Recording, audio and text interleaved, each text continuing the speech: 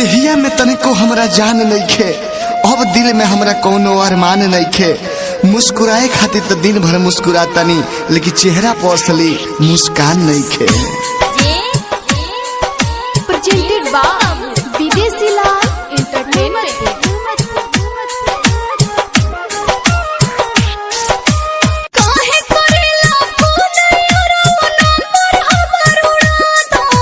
अरे हर जाई, तू वादा कइले रहलू कि ससुरा में जाएब तो वही तरह के बुलाएब और फोन से बतियाएब। सब भुला गइलू, सब भुला गइलू।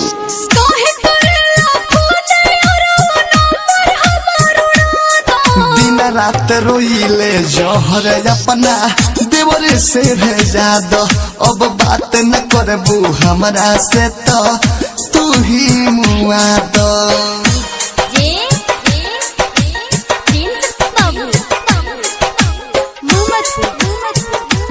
प्रेजेंटेड बाय विदेशी लाल entertainment recording studio Jadavpur.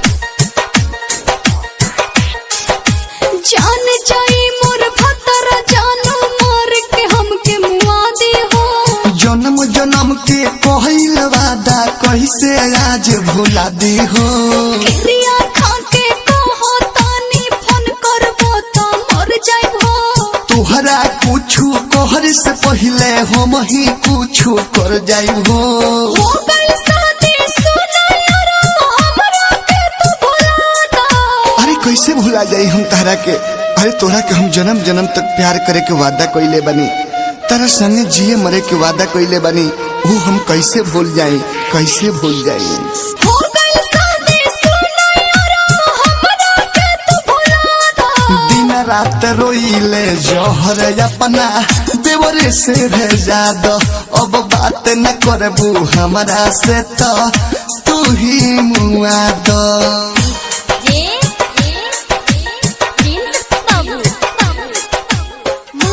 Presented by recording विदेशी लाल जादव एंटरटेनमेंट।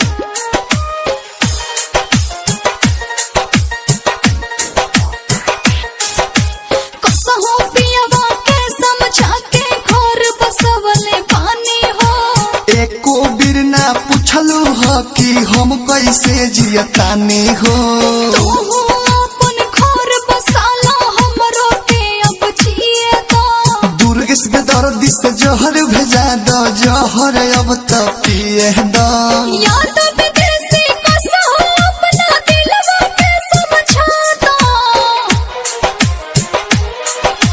याद विदेशी कसहो अपना दिल के तू समझा दो। दिन रात रोइले जहर अपना देवरे से भेजा दो। अब बात न करबू हमरा से तो तू ही मुआ दो। काहे करेला फोन यारा नंबर हमर उड़ा दो।